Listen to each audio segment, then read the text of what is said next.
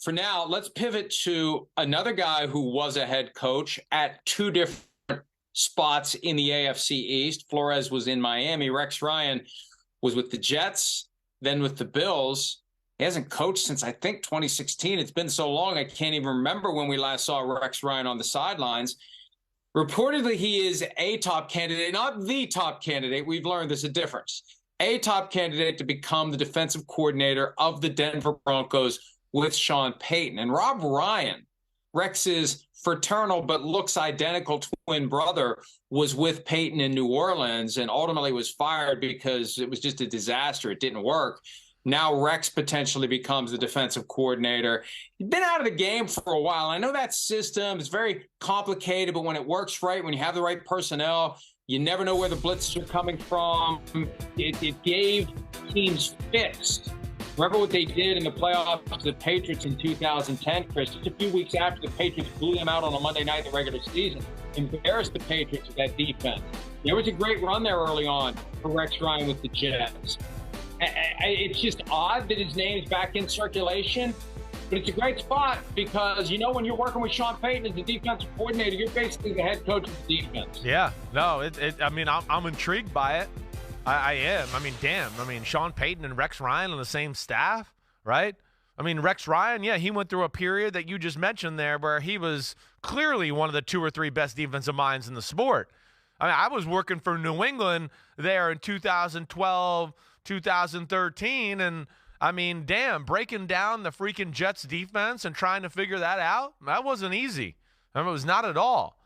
So my big thing is, I think Rex Ryan's amazing, but what I just want to make, you got to make sure which one you're going to get. At the end, in New York and into Buffalo, it kind of seemed like he chalked it up a little bit. Like they weren't like, hey, it's blitz or we just drop back in zone. Like they lost a little bit of their edge, his edge, creativity. Some of the great things I saw him do for a few years, when I was on the Tennessee Titans playing that Baltimore Ravens defense in 2008 and of course then to the Jets where, it was amazing. It felt like he lost some steam towards the end. In Buffalo especially, where I'd look at the defense and go, man, where's some of the great stuff Rex Ryan used to do? It's lost a little of its creativity. And, of course, hey, natural human emotion, you can lose your energy or lose your way schematically for a year or two. Maybe that's what happened. Maybe he's revitalized and ready to go. At their best, this would be arguably the scariest, offensive, defensive coach combo in football. So I am interested. It's just, where's Rex Ryan at, and is he ready to dig in and get after it on that side of the ball? I've never gotten the sense that after being a head coach for as long as he was, he'd be willing to accept a level down. But maybe if he wants back into it, giving up that spot at ESPN. Well, he sees $20 million a year with these coaches. He's probably like, damn, maybe I do need to get back in. I think a lot of people are thinking that right now. I think that's why you're seeing TV people and everybody flirt with coaching once again, because they're like, damn, I could go be a quarterback's coach and in 3 years be a head coach and make $20 and $17 million, $15 million a year. And I think that's what's getting people back in thinking that. I'd be stunned if Rex Ryan's ever a head coach again. Yeah. I'd be beyond stunned. Yeah. The question is, does he just want back in the fight? Does he want back in the fray? And I don't know what that job will pay. We've seen some of these owners. I think David Tepper in Carolina is putting some real money on the table to get guys like Ejiro Evero to choose Carolina over Minnesota as defensive coordinator, get Jim Caldwell to do something we didn't think he was going to do. We didn't think he wanted to be anything but a head coach.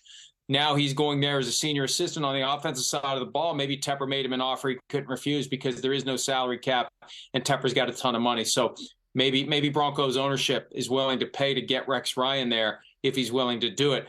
They also – yeah, this is interesting.